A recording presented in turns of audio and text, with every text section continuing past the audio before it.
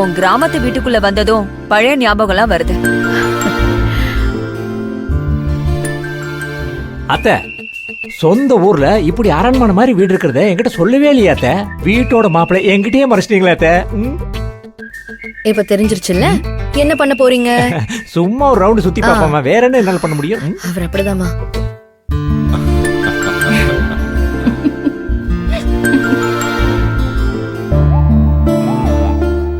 ஏய் மச்சான் மகேஷ், எத்தனை வருஷம் ஆச்சுல இந்த வீட்டுக்கு வந்து?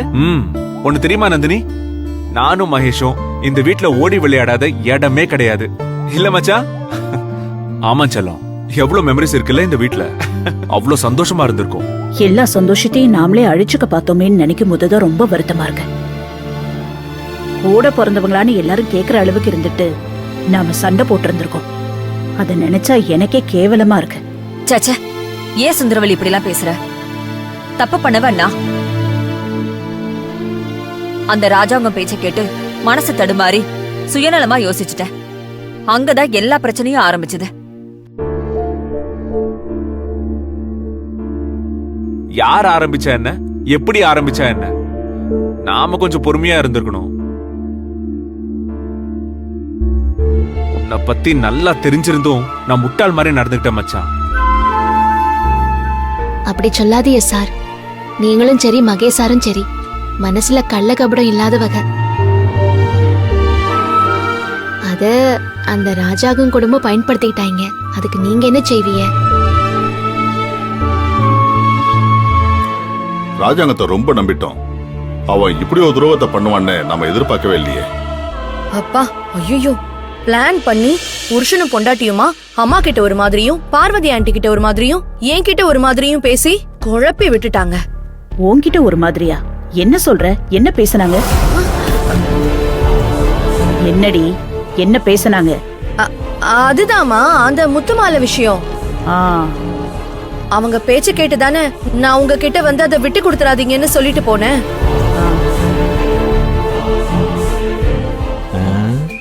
என்னமோ இந்த மாதிரி வேலையெல்லாம் இன்னைக்கு தான் புதுசா பண்ற மாதிரி திடீர்னு அப்ரூவல் ஆகுறா. என்னாச்சு இவளுக்கு? தப்பு ஏன் மேலேயும் இருக்கு. நான் பார்வதி ஆண்டிய முத்துமலைய எப்படியாவது வாங்கணும்னு பிரஷர் போட்டுட்டேன்.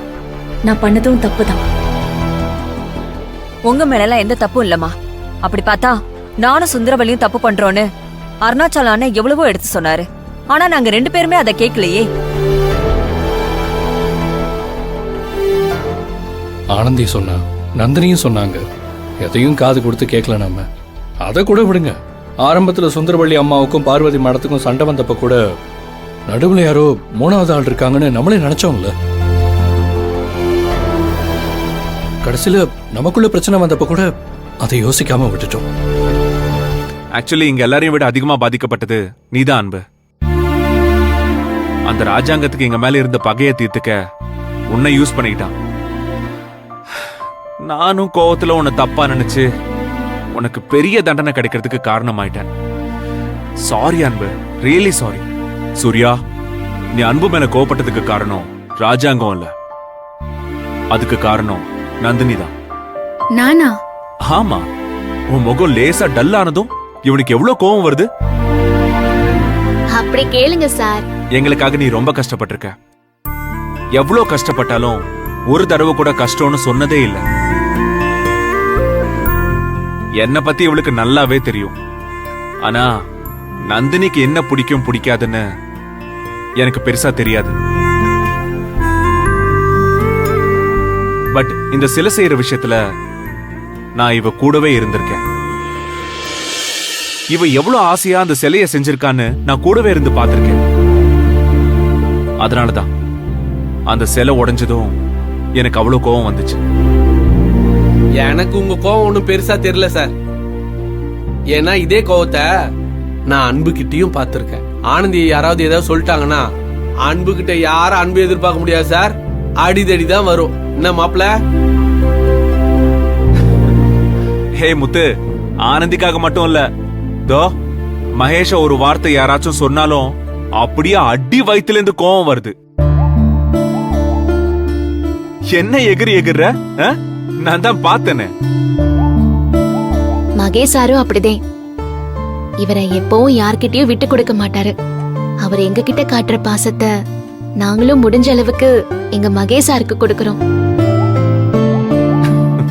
ஒருத்தர் மேல ஒருத்தர் பாசமா ஒன்னா இருந்ததே பெரிய திருஷ்டி ஆயிடுச்சு போல இருக்கு. எல்லா திருஷ்டியும் கழிஞ்சு போச்சு சுந்தரவல்லி. இனிமே அந்த கபடி போட்டியில ராஜாங்கத்தை ஜெயிச்சு நம்ம கையால அம்மனுக்கு அந்த கிரீடத்தை சாத்தணும். ஆமாத்த, அந்த ராஜாங்க குடும்பத்தை கபடியில ஜெயிச்சு பழி தீர்த்துக்கணும். அம்மனே அவனுக்கு சாதகமா இருக்குன்னு ஊரை நம்ப வச்சிருவான். அதனால அவன் கபடி போட்டில தோக்கணும். அப்பதான் அவனுக்கு நாம தண்டனை வாங்கி கொடுத்த மாதிரி ஆகும். என்னமாமா நீங்க உங்க இன்ஃபுளுன்ஸ் யூஸ் பண்ணி அவனை தூக்கி உள்ள வைக்க முடியாதா? இல்ல மாப்பிள, திருவிழா முடியற வரைக்கும் இங்க எந்த பிரச்சனையும் வரக்கூடாது.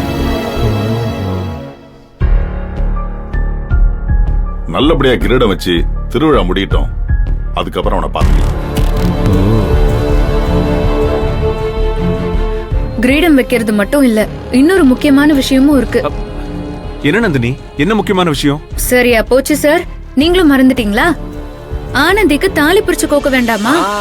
ஐயோ, ஆமா ஆமா நந்தினி, கரெக்டா தான் சொன்ன. சூப்பர் நந்தினி. நாளைக்கே அதை பண்ணிடலாமா? உனக்கு ஓகே தானே மச்சான்? உனக்கு ஓகேவா? எனக்கு டபுள் ஓகே செல்லம். மகேஷ் சார், சார் நான் சொல்றேன், தப்பா எடுத்துக்காதீங்க. தாலி பிரிச்சு கோக்குற ஃபங்க்ஷன் இங்க வேண்டாம் சார். வேண்டாமா? ஆமா சார், நாங்க ஊருக்கு போய் அக்கா மாமா கூட சேர்ந்து அங்க ஏதாச்சும் ஒரு கோயில்ல தாலி பிரிச்சு கோத்துக்கிறோம்.